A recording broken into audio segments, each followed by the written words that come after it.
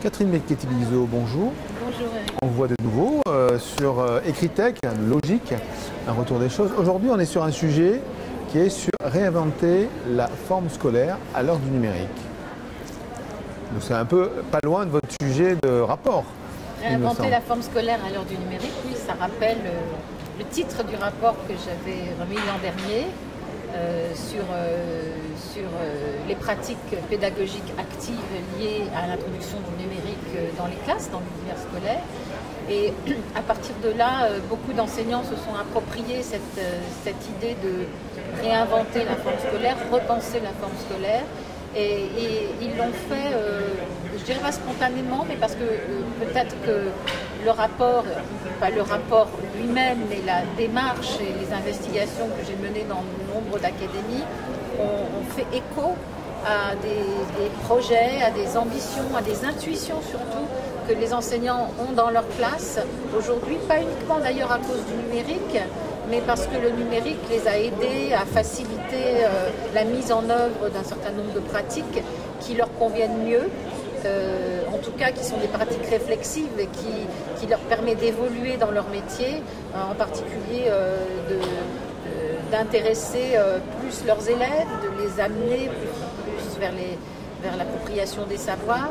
Et donc, puisque l'année dernière, on s'était intéressé à Ecritech sur la manière dont le numérique pouvait faciliter ou favoriser l'appropriation des savoirs, en permettant de nouvelles formes de scénarisation aussi chez les enseignants, et de production aussi du savoir, eh bien on s'est dit que cette année, on pouvait repartir peut-être de cette intuition des enseignants, qui a rencontré aussi celle de mon rapport, pour en faire le sujet, et le fil, pas simplement le sujet d'Ecritech, mais le fil rouge, le fil conducteur de tous les événements numériques de l'éducation nationale dans les académies.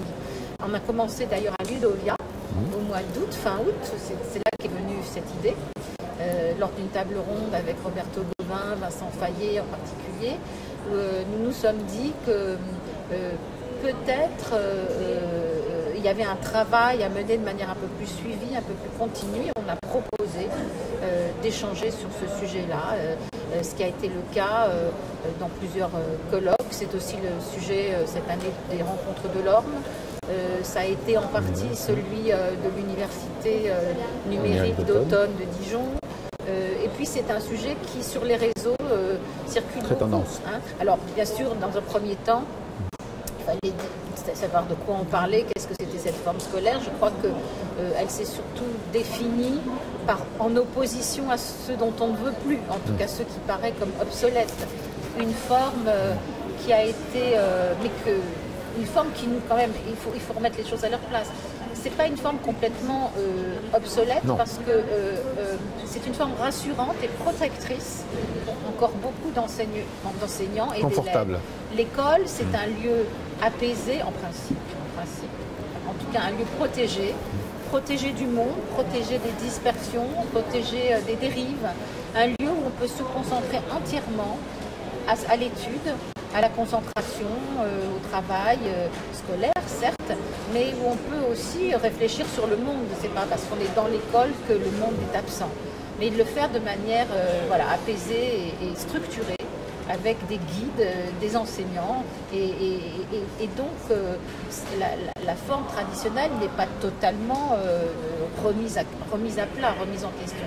Mais ce qu'éprouvent les élèves et les enseignants depuis pas mal d'années, et que le numérique a fait ressortir particulièrement, c'est que le modèle d'un enseignement simultané où tous les élèves apprennent au même rythme, en même temps, de manière homogène, sur des supports homogènes avec des outils qui sont tous les mêmes, et sans bouger et en silence, majoritairement, même s'il y a des cours dialogués, c'est un peu caricatural, mais ça existe. Ça n'est plus du tout adapté aux élèves d'aujourd'hui. Et ce n'est pas non plus adapté aux compétences qu'on veut développer chez les élèves, chez les enseignants et chez les élèves pour demain. Donc ça, beaucoup d'enseignants le reconnaissent, mais réfléchir sur quelle nouvelle forme et à quoi renvoient ces nouvelles formes, à quelle vision de l'éducation, à quel regard sur l'enfant, à quelle conception de ce à quoi on veut amener l'enfant, ça méritait quand même qu'on s'y arrête. Donc voilà. Alors je pose en général très peu de questions quand Catherine Mekiti-Viso parle, parce qu'elle dit tout. Je vais quand même essayer d'en poser une. On va dire que la société évolue aussi, et donc dans notre société, le traditionnel a évolué aussi. Donc est-ce que quelque part ça ne fait pas miroir ce qui doit se passer à l'école? Dans une entreprise avant, on arrivait dans un pool administratif, des choses figées. Aujourd'hui, on a des commerciaux qui naviguent beaucoup, de la mobilité dans le travail, du télétravail. Donc la société, elle aussi change. Donc quelque part, c'est le miroir de la société, l'enseignement. Oui. Alors l'école, elle est le miroir de la société. Et en principe, elle prépare aussi à vivre dans cette société. C'est-à-dire qu'elle ne devrait pas être en retard d'un train, elle devrait plutôt anticiper. C'est d'ailleurs toute la tension entre une école et la société dans laquelle elle se déploie, elle se développe, parce que les changements vont très très vite avec le numérique. Non seulement les changements de la société, mais des relations sociales, des interactions entre les individus, des rôles de chaque acteur. Ça va tellement, et des compétences dont on a besoin pour vivre dans cette société, dont les entreprises ont besoin aussi pour recruter des personnes adaptées et adaptables aux nouveaux besoins. Donc ça va tellement vite que l'école a un petit peu de mal à suivre, et finalement c'est une valeur refuge, l'école. C'est finalement le lieu où on ne se pose pas trop de questions. Dans un sens, c'est salutaire, c'est-à-dire qu'on se centre sur des apprentissages fondamentaux qui vont servir tout le long de la vie, quelles que soient ensuite les évolutions de la société. Si on accepte l'idée qu'on n'apprend pas tout définitivement à l'école et qu'ensuite tout est joué, on peut faire évoluer en souplesse et sans trop d'à-coups cette école. Encore faut-il accepter l'idée qu'on n'apprend pas tout à l'école, que le savoir est distribué partout aujourd'hui, que le maître n'est pas le seul détenteur du savoir, et que cette forme, ces murs sont quand même transparents et sont plastiques, sont mobiles. D'où l'intérêt de réfléchir effectivement sur ces notions, la mobilité, la coopération, les interactions, le mouvement au sein de la classe, le fait de pouvoir modifier en permanence en fonction des activités, des besoins et des scénarios pédagogiques, l'ordre et l'aménagement de sa classe, le fait aussi de pouvoir ouvrir l'établissement vers l'extérieur tout en maintenant une certaine sécurité, on va dire. Quand je parle de sécurité, on évoque peu ce sujet-là, mais c'est un vrai sujet d'actualité pour un chef d'établissement, qu'on soit bien que l'école doit être ouverte, et en même temps on connaît tous les problèmes et toutes les questions que cela pose. C'est la même chose dans l'univers numérique. Ouvrir les espaces numériques de travail, c'est une vraie difficulté. Il faut aussi, si on laisse tomber les normes anciennes, il faut en créer de nouvelles, parce que les normes anciennes sont devenues des contraintes, donc il faut les desserrer, mais il faut les remplacer par de nouveaux cadres, de nouvelles règles. Alors ces cadres, ils sont de quel ordre? Ça, c'est très important. Il y a des cadres juridiques qu'on connaît autour des données des élèves, de l'exploitation de ces données. Il y a des cadres plutôt éthiques, le comportement sur les réseaux sociaux, la compétence de publication, publier en ligne, qu'est-ce que ça veut dire, le respect d'autrui, le respect des droits aussi des autres, des droits d'auteur par exemple. Et puis, il y a des cadres techniques aussi, des normes techniques, par exemple, les normes d'interopérabilité pour qu'on puisse passer d'un support à l'autre, on puisse s'échanger ses ressources et ses supports, on puisse communiquer avec l'extérieur. Tout ça, c'est un ensemble de normes et de règles qui définissent la nouvelle forme scolaire, mais c'est moins tangible, moins matériel, moins physique. Et donc, peut-être que tous les enseignants n'en ont pas conscience, ça implique une formation. Ça implique aussi des moments comme celui-ci où véritablement on explicite ce dont on a besoin et ce qu'on attend. Est-ce que l'institution, l'école institution, est à l'aise avec ces mouvements qui semblent nous dépasser? Parce qu'on parle de mastodontes qui nous offrent des services numériques.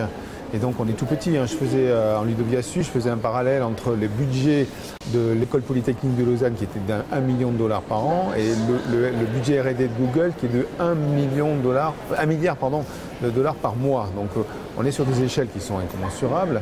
Est-ce que véritablement l'institution est prête, elle réfléchit, elle se défend? Qu'est-ce qui se passe? De toute façon, si on part sur l'idée que l'école peut rivaliser avec les GAFA, c'est totalement impossible. Donc il ne faut pas se situer sur ce terrain-là.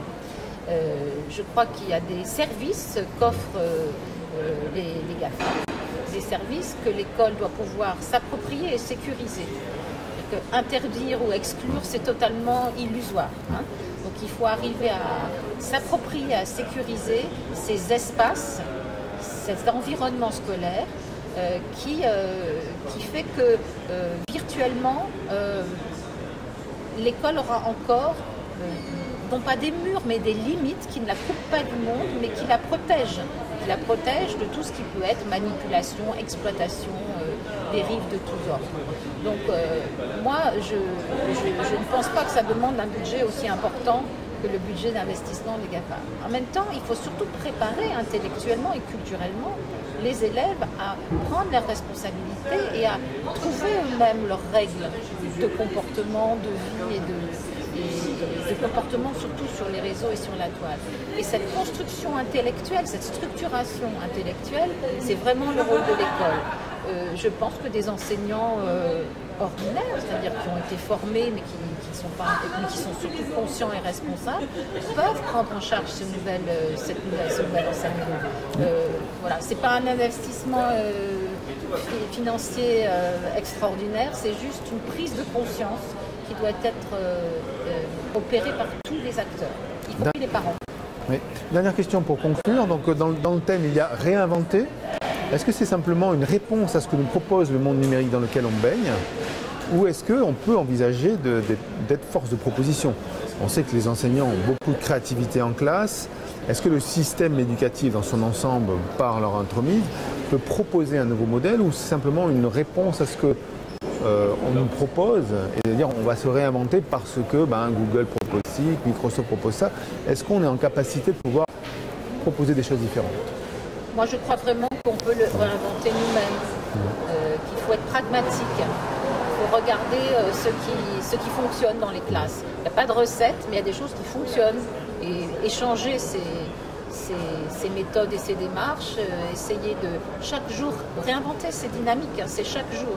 C'est pas je réinvente un nouveau modèle et je l'impose à tous. C'est que chaque jour, je re-questionne ma pratique, je la confronte à celle des autres, j'essaie des solutions. L'invention, c'est de créer des solutions qui ne sont pas toujours les mêmes. Donc il faut être dans cette démarche dynamique, collaborative, et c'est une forme qui n'est finalement plus tant une forme qu'une dynamique qu'il faut introduire dans l'école, c'est-à-dire essayer de ne pas imposer, parce que les Google et les autres eux ont des contraintes non visibles, mais très très fortes, des contraintes formelles très très fortes, sous-jacentes qu'on ne voit pas. Donc il faut essayer au contraire de faire en sorte que l'élève soit un futur citoyen libéré, émancipé de ces contraintes et de ces formes. Il soit au moins capable de les mettre en question en permanence, de même qu'il doit être capable de remettre en question des savoirs acquis pour les réinterroger à l'aune de nouvelles découvertes, de nouvelles rencontres. Voilà, c'est ça le rôle de l'école.